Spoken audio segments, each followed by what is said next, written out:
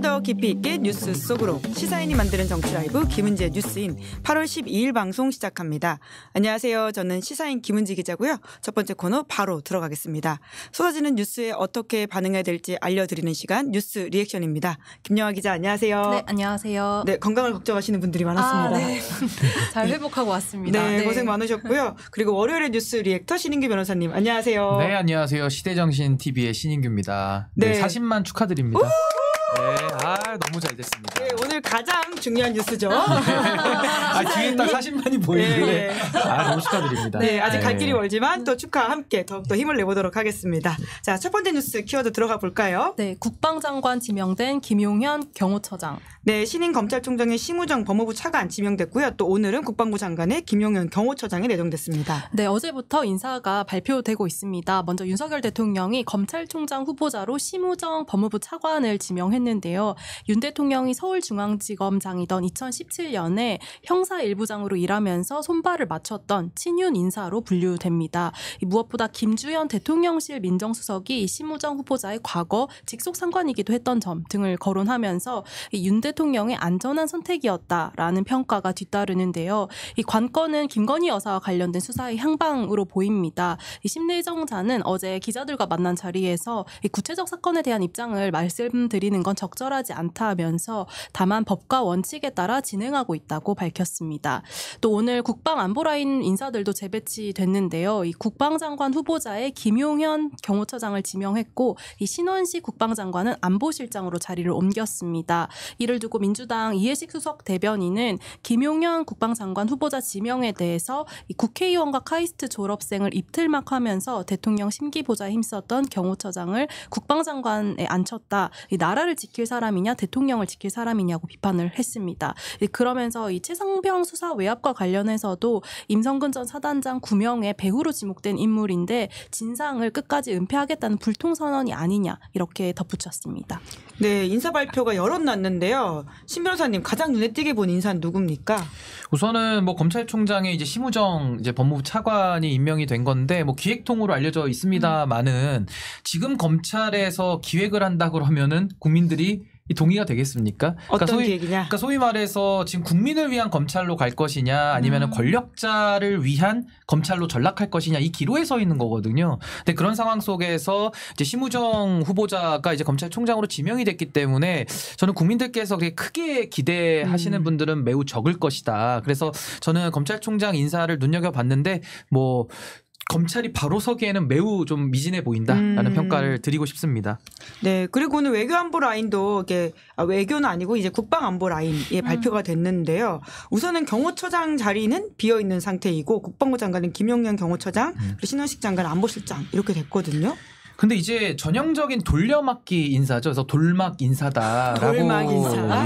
돌막 인사로 볼 수밖에 없는 것이고 이 안보 라인이라는 것이 국방이 있고 정보가 있고 외교가 있거든요. 근데 이게 좀 융화를 이루면서 뭔가 좀 조화를 이뤄야 건강하게 안보가 발전할 수 있는데 이번에도 너무나도 군 출신에게 쏠려 있다라는 인상을 지울 수가 없습니다. 과거에도 외교 라인들이 이 안보를 틀어 잡았을 때 정보에서 큰 사고가 났던 거거든요. 예를 들면 국정원장 의 조태용 외교관 출신이죠. 그리고 안보실장에도 장호진 실장도 외교관 출신이거든요. 그래서 저는 어느 한쪽에 너무나도 힘이 몰렸을 때는 사고가 날 위험이 크기 때문에 이번에도 국방 쪽에서 안보 라인을 독점하게 되면은 오히려 안보 위기가 더 가속화될 수가 있다라는 우려가 드는 것이고 또 하나는 김용현 처장은 윤석열 대통령이 충암고 1년 선배로 알려져 있고 이분이 입틀막으로 유명하잖아요. 근데 지금 국방부 내에서 해병대 관련된 사건도 수틀막, 그러니까 수사를 틀어막는 것과도 연관이 되어 있기 때문에 이 입틀막 하던 버릇이 또 수틀막으로 연결되는 거 아니냐 이런 우려까지도 지금 나오고 있는 상황입니다. 네, 뿐만 아니라 대통령이 휴가를 다녀온 다음에 굉장히 많은 발표를 쏟아내고 있는데요. 또 다른 용산발 소식도 있습니다. 네, 조금 전에 윤 대통령이 방송사법에 대해서 거부권을 행사했다는 소식도 있습니다. 지난주에 국무회의에서 이 방송사법에 대한 제2요구안이 의결된 상황이었는데요. 대통령실은 오늘 이번 제2요구권 행사는 방송의 공정성을 훼손시키려는 야당의 법안 강행 처리에 대응한 불가피한 조치임을 알려드린다라면서 이 거부권을 행사했습니다. 이로써 취임 이후 19개 법안에 대한 거부권을 행사하게 되었습니다. 네, 두 번째 뉴스 키워드 넘어가 보죠. 권익위 부패방지국장의 죽음. 네, 이게 파문을 낳고 있는 사건입니다. 네, 고인이 생전 김건희 여사 명품백 사건 처리로 압박감을 느꼈다 이런 증언이 잇따르고 있는데요. 지난 10일 이지문 한국청렴운동본부 이사장이 고인과 나눈 대화를 공개하면서 이 파장이 커지고 있습니다. 지난 6월 27일에 카카오톡 대화인데요. 고인은 이제 최근 저희가 실망을 드린 것 같아 송구하다. 그리고 또 심리적으로 힘들다라는 취지의 메시지를 보냈고 이에 이지문 이사장이 조금만 참으세요라는 답장을 보낸 내용인데요. 이 시점상 권익위에서 김건희 여사 명품백 사건을 위반 사항 없음으로 종결 처리한 지 17일 후입니다. 그리고 당시에 권익위의 최정무 비상임위원이 이에 반발하면서 사퇴하는 일도 있었는데요. 또 한겨레 보도에 따르면은 이지문 이사장이 지난 6월 27일에 고인이 자신한테 전화를 걸어와서 이 권익위 수뇌부에서 김 여사 명품 가방 사건을 종결하도록 밀어붙였다는 취지로 괴로움을 토로했고 자신의 생각은 달랐지만 반대할 수 없었고 힘들었다라고 털어놨다라고 밝혔습니다. 이지문 이사장은 그의 책임이 있는 유철한 권익위원장과 정승윤 부위원장이 사퇴해야 된다고 주장을 하고 있는데요. 이 고인은 김 여사 명품백 수수 사건과 또 이재명 전 대표의 응급헬기 이송 사건의 실무 책임자였습니다. 야당은 청문회를 통해서 진상규명을 하겠다면서 공세를 하고 있는데요. 특히 이재명 전 대표는 검은 리본으로 페이스북 프로필 사진을 바꾸고 죄송하고 안타깝다 이런 입장을 냈고요. 또 민주당의 박찬대 원내대표는 오늘 부패 방지에 대해서 누구보다 진심이었던 고인에게 양심에 반하는 결정을 강요하면서 대통령 배우자의 명품백 수수 사건을 무리하게 종결시킨 자가 누구인가라고 직격을 했습니다. 여권 내에서도 이 유승민 전 의원의 경우 디올백 사건을 종결 처리한 권익위의 모든 결정 과정부터 조사해야지 마땅하다 이런 의견을 냈고요. 반면 박준태 국민의힘 원내대변인은 안타까운 죽음을 정쟁으로 몰아가고 있다면서 민주당을 향해 반발하는 의견을 냈습니다. 네, 여야의 입장이 엇갈리고 있는데요. 신 변호사님은 이 죽음에 대해서 어떻게 보셨습니까? 저는 참 너무나도 안타까움을 금할 수가 없고요. 지금 박정훈 대령부터 시작된 이런 여러 가지 법을 지키고 원칙을 지키는 공직자들이 고난을 겪고 있다가 이제는 이런 죽음까지 연결된 거기 때문에 전 이거 매우 심각한 문제로 들여다봐야 된다라는 입장이고요. 권력기관인 권익위가 사유화됐잖아요. 김건희에 의한, 김건희를 위한 권익위로 완전히 전락해버렸기 때문에 한평생을 부패 방지 업무에 헌신했던 늘공 출신인 이 국장님의 인생을 돌이켜봤을 때 너무나도 큰 자괴감은 충분히 상상이 가능하다. 예를 들어 지금 권익위 해체 이야기까지 나오는 지경이거든요. 그런 상황 속에서 뭔가 이분이 양심을 가지고 예를 들면 그 부패 방지 권익위법에 따르면 이런 수사 단서가 나오면은 권익위는 고발을 하도록 되어 있는데 이것조차도 할 수 없는 이런 상황 속에서는 자괴감을 느낄 수밖에 없었던 것이고 또 하나는 지금 윤석열 정부의 특징이 있지 않습니까? 어공들, 그러니까 정치인들이 와가지고는 책임 안 지고 오히려 실무자들, 늘공들에게 책임을 다 뒤집어 씌우고 있기 때문에 이분이 여러 가지 업무 처리 과정 속에서 위법한 일들을 해야만 하는 상황 속에서 이건 다 본인의 책임으로 귀결될 수밖에 없다라는 이런 무력감이 작동된 거 아니냐 이런 생각이 들어서 정말 윤석열 시대를 살고 있는 오늘의 이 현실의 비극을 저는 있는 그대로 보여준 사건 아닌가라는 생각이 듭니다. 네, 이 사건도 저희가 계속 팔로우해서 알려드리도록 하고요. 세 번째 뉴스 넘어가 보죠. 뉴라이트 논란의 독립기념관장. 네, 광복회를 포함해서 야당도 그렇고요. 이제 광복절 경축식에 불참하겠다 이런 의사 밝히고 있습니다. 네, 독립유공자 단체들까지 이제 광복절 공식 행사에 불참을 결정한 것은 이번이 처음입니다. 뉴라이트 논란에 휩싸인 김영석 독립기념관장의 임명을 용납할 수 없고 임명을 철회하라라는 취지인데요. 오는 15일에 서울 효창공원에서 별도의 기념행사를 열고 또 대통령실까지 거리 행진을 벌인다고 합니다. 이에 대해서 이종찬 광복회장은 용산에서 건국절은 우리 정부의 정책이 아니다라고 명확히 밝혀야지 참석하겠다라는 뜻을 내비쳤고요. 또 민주당과 조국혁신당도 불참 의사를 밝혔습니다. 이에 대해서 이제 김형석 관장은 자신이 뉴라이트가 아니라고 부인하고 있는데요. 하지만 지난 8일 취임 당일 기자들과 만난 자리에서 가장 어떤 것을 하고 싶냐라는 질문에 친일파로 매도된 인사들의 명예회복에 앞장서겠다는 취임 일성을 밝히기도 했습니다. 김 관장은 그간 안익태 작곡가나 또 백선엽 장군의 친일 행적에 대해서 학문적 재검토가 필요하다는 취지의 주장을 해왔는데요. 퇴진 촉구 목소리가 커지자 오늘 서울지방보훈청에서 기자회견을 열었습니다. 또 김 관장은 대한민국 건국론에 관한 저의 생각이 광복회로부터 혹독한 과도한 비판을 받고 있다면서 건국은 하루아침에 이뤄지지 않았다 이렇게 설명을 했습니다.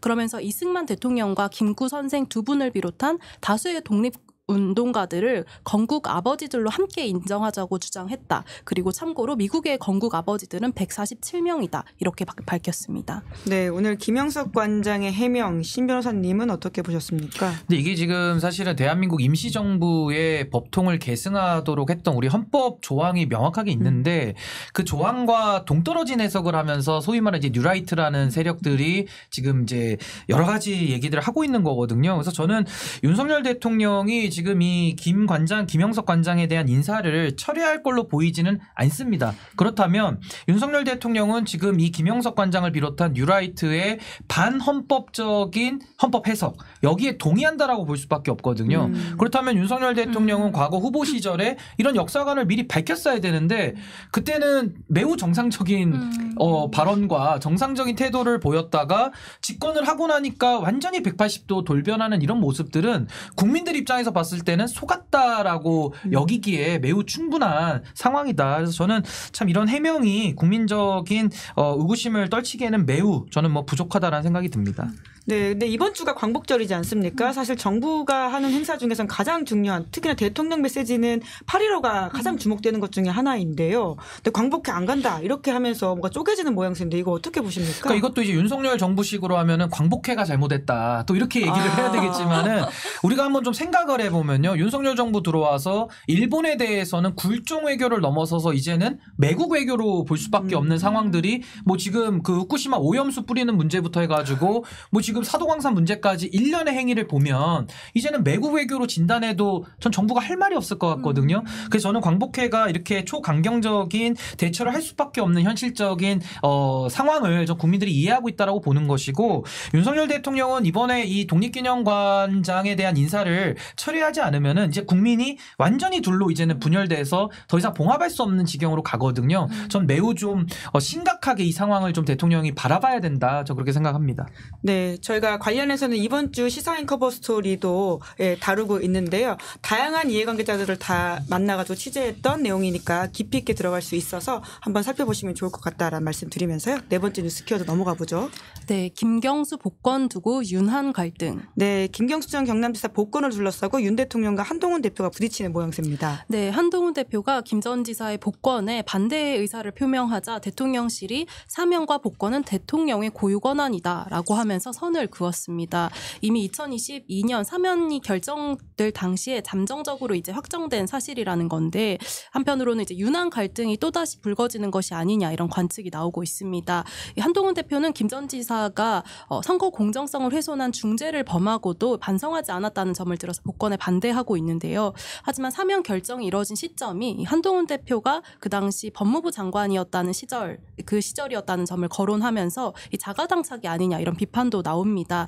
홍준표 대구시장은 그 페이스북에 드루킹 대선 여론조작 사건의 최대 피해자는 당시 탄핵 대선에 출마했던 나와 안철수 의원인데 뜬금없이 사면해준 당사자가 복권에 반대하는 것 이치에 맞지 않는다. 이런 의견을 페이스북에 올리기도 했습니다. 한 대표 측은 그때도 지금과 같은 이유로 복권을 반대했다라고 입장을 밝히고 있는데요. 이 친윤계 의원들 사이에서는 혹여나 이 당정 갈등이 있는 것처럼 보일 수 있어 이 모양이 좋지 않다 이런 우려가 나오고 있습니다. 한편 이 야권 인사를 복권하는 문제로 여권 내부가 충돌하는 것이 이례적이라는 평가도 나오고 있는데요.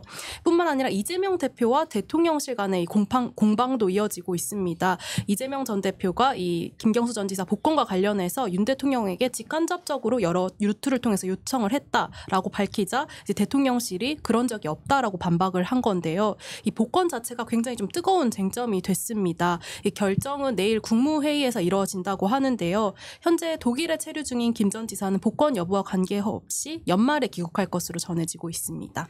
네, 먼저 복권 될 거라고 보십니까? 뭐 지금 상황에서는 복권 된다고 봐야죠. 네. 그런데 지금 이러한 어떤 정치적 갈등의 모양새는 사실 처음에는 야권 분열책이라는 말들이 꽤 있었는데 이제는 여권이 좀 분열하는 모습입니다. 어떻게 보십니까? 그러니까 이게 사실 정치라는 게 어떤 정무적인 판단을 내리더라도 의도한 대로 꼭 선한 결과를 낼 수는 없는 거거든요. 그래서 지금도 사실은 이재명 대표 일극 체제를 조금 흩어보겠다. 뭐 과거에 전두환 노태우 모델에서 노태우 모델을 좀 만들어 보겠다라고 하면서 이 지금 복권을 지금 시기에 좀 단행했다라고 보는데 여당에서도 좀 한동훈 대표부터 반대하면서 나오니까 사실은 이게 야권 분열보다는 여권의 분열을 더 가속화하는 이런 지금 이슈가 되고 있고요. 다만 저는 김경수 전 지사의 복권에 대해서는 이 정치인에 관해서는 우리가 복권을 좀 신중할 필요가 있다. 근데 지금 윤석열 정부는 김경수 전 지사 복권에 끼워서 국정농단 사범들 다 풀어주고 있거든요. 그러니까 이런 식으로 사면 복권이라는 대통령의 고유 권한을 여야를 넘어서 이 정치인에 대한 사면을 이렇게 남용하는 거에 대해서는 저는 당연히 이건 비판받을 수밖에 없다는 생각이 드는 것이고 한동훈 대표도 김경수 전 지사가 반성하지 않으니까 복권에 반대한다 이렇게 이야기를 하는데 그럼 이것도 맞지 않는 게 그 원세훈 전 국정원장이나 조윤선 전 장관도 반성한다는 얘기를 우리가 들어본 적이 없잖아요. 그리고 그분들이 반성한다 해가지고 복권을 해주는 게 아니라면은 최순실 씨는 가장 국정농단에서 지금 억울한 사람 아니겠습니까? 저는 반성을 기준으로 보더라도 김경수 지사와 지금 여권 인사들에 대한 기준이 또 다르기 때문에 저는 한동훈 대표의 이 말 자체도 굉장히 좀 설득력이 좀 떨어진다라는 생각이 듭니다. 네, 그럼 여기서 인물 만환경 한번 들어볼까요? 네, 한번 들어주시죠. 네, 오늘 김경수 지사에 대해서 망원경으로 좀 이렇게 살펴보려고 하는데요. 그 김경수 지사가 지금 굉장히 뜨거운 인물이 되지 않았습니까? 네. 근데 이분이 이제 서울대 인류학과를 나왔고요. 사실은 이제 국회에서 보좌관 생활을 좀 하다가 노무현 정권 때 이제 청와대 참여정부에서 일을 하면서 굉장히 많은 일을 했습니다. 국정상황실 행정관, 또 연설기획비서관, 그리고 대통령 공보비서관을 지냈고요. 더 특기할 만한 것은 노무현 대통령이 퇴임 이후에 이제 봉화마을로 내려갔을 때 이제 노무현의 비서관 해가지고 마지막 비서관으로 굉장히 좀 유명한 유명세를 떨쳤던 정치인이고 사실은 김경수 당시 전 지사가 노무현 대통령의 마지막 비서관이면서 동시에 사실은 문재인 정권을 만들었다라는 이제 그런 차원에서도 상당히 지금 야권에서는 아주 중요한 대선 주자급 정치인으로 볼 수가 있는 겁니다. 이분이 정치에서는 사실 2번 떨어지고 2번 당선됐거든요. 그래서 한 번은 국회의원과 경남지사를 떨어졌고 그 이후에 2016년도부터는 국회의원과 또 2018년도에는 경남지사에 연달아 당선이 되면서 상당히 이 PK 지역에서는 몸값이 높아진 그런 정치인으로 볼 수밖에 없는데 드루킹 사건 때문에 사실은 실형을 선고받으면서 이제는 그 경남지사의 직도 잃게 되고 또 법정 구속이 되면서 사실상 이 정치 행보에서는 상당한 장애를 겪었는데 그런 상황 속에서 지금 윤석열 대통령의 나름의 판단으로 이제 사면 복권을 시켜줌으로써 이제는 차기 지방선거 내지는 대선에서 나름대로 야권에서 중요한 역할을 담당하지 않겠느냐라면서 이제 지금 김경수 지사가 상당히 주목을 받고 있습니다. 신 변호사님 보시기에는 그럼 이재명 전 대표의 경쟁자가 될 수 있다 이렇게 보시나요? 이제 보통은 비명의 구심점 이런 식으로 언론이 보도하고 있지 않습니까? 근데 뭐 지금 이재명 대표 중심으로 워낙 그 일극 체제가 좀 공고화됐기 때문에 전 김경수 전 지사가 얼마만큼 역할을 할 수 있을지는 이제 본인의 역량에 좀 달려 있다고 생각은 드는데요. 아무래도 민주당 안에도 이제 친명 반명 이런 갈등 구조 속에서는 저는 김경수 전 지사가 나름의 목소리를 낼 공간은 열려 있다. 근데 다만 이것이 윤석열 대통령이 원하는 것처럼 야권의 분열 쪽으로 갈 것이냐 아니면 오히려 야권이 더 풍성해지는 주자들을 통해 가지고 더 큰 확장력과 더 큰 통합의 리더십으로 갈 수 있는지는 이제 민주당에게 좀 달려 있는 거 아닌가라는 생각이 듭니다. 그럼 윤 대통령이 앞서서 2년 전에 사실 사면을 해주고 2년 후에 이제 복권을 하는 거잖아요. 한동훈 대표에 대한 견제구라고 볼 수 있는 지점도 있다고 보세요? 저는 그런 의도도 있다고 봅니다. 물론 주된 그 동기는 야권에 대해서 뭔가 좀 흔들어 보겠다는 의도가 강하겠지만요. 한동훈 대표에 대한 저는 경고성 메시지도 있다고 보고 그 복권 자체가 가지는 경고보다는 아마 한동훈 대표랑 상의가 잘 안 됐던 것 같아요. 그러니까 소위 말하면 한동훈 대표가 여당 대표인데 지금 여러 이슈와 쟁점에서 패싱을 협상을 당하고 있다라는 나름의 소외감을 지금 한동훈 대표가 느끼는 거 아닌가. 그래서 그 부분에서 한동훈 대표가 좀 화가 난 거 아닌가라는 생각이 듭니다. 그래서 반대한다라는 메시지를 강하게 내는 것으로 볼 수도 있다. 그리고 원래는 전통적으로 이런 사면복권에 관한 이슈는 여야 대표의 의견을 다 충분히 듣고 그러고 나서 정무수석실이 판단해가지고 대통령이 고유권한을 행사하는 게 그동안의 상례였는데 여전히 윤석열 대통령은 한동훈 대표를 본인의 수사팀 후배로 보는 거 아닌가. 그래서 뭐 상의의 대상으로는 보지 않는 것 같습니다. 한동훈 대표가 화날만하다. 뭐 이렇게도 이해할 수 있을까요? 뭐 나름 일리 있는 화입니다. 예. 네. 실제로 야권 안에서는 좀 반응이 어떤지 김영하 기자가 좀 알려주겠어요? 네, 일단은 아까 말씀하신 것처럼 이걸 야권 분열책으로 이제 시도한 건데 오히려 여당 내부가 좀 이제 분열되는 부분들이 나오면서 일단 지켜보자 이런 입장인 것으로 보이는데요. 이 박지원 의원 같은 경우는 오늘 SBS 라디오 김태현의 뉴스쇼에 출연해서 좀 한 얘기가 좀 주목을 받고 있는데 사실 지금 이제 이재명 대표와 대통령실 간의 어떤 그 공방으로 얘기되는 것 중에 하나 시점이 이제 지난 4월에 영수회담에서 관련된 논의가 있었느냐 없었느냐라는 건데, 그렇죠. 네, 박지원 의원이 이제 관련된 얘기를 한 게 그때 당시에 이제 윤 대통령 측이 이제 소위 이 전 대표의 경쟁자는 중용하지 않겠다라고 했다면서 원희룡 전 국토부 장관도 이야기했는가 하면 심지어 김경수 전 지사는 복권하지 않겠다고 이야기를 했을 때 이재명 대표께서 경쟁자가 많으면 많을수록 좋다 이렇게 답변을 함으로써 사실상 그분들의 제의를 거부했다 이런 이야기를 하면서 오늘 하루 종일 회자가 되기도 했습니다. 네, 다음 주 월요일에 박지원 이제 의원이 오시니까 아마 좀 상세하게 뒷이야기를 물어보도록 하겠습니다. 보통 그 영수회담에서 어떤 이야기가 오고 간 건지 정말 많은 뒷이야기가 나오고 있네요. 네, 저 와중에 댓글창에 지니84님이 신민규님 힘내세요. 힘든 길 응원합니다. 최고십니다. 라고 댓글 달아주셨고요. 김지윤님은 신변님 실물이 훨씬 더 잘생겼다고 보신 적이 있으신가 봐요. 예, 이런. 대단히 감사합니다. 저런 댓글은 좀 많이 써주시면 네, 감사하겠습니다. 네, 친절하시고 인성도 좋으시다라는 말까지 팬분들이 많이 몰려오고 계십니다. 자, 이러한 훈훈한 이야기로 오늘 마무리하겠습니다. 두 분 수고 많으셨습니다. 네, 감사합니다. 네, 8월 10일 뉴스 리액션 여기까지 살펴보고요. 잠시 후에는 정준희 교수 그리고 거의 없다 유튜버와 함께 돌아오겠습니다. 기다리시는 동안 구독, 좋아요, 알림 설정 부탁드리겠습니다. 고맙습니다.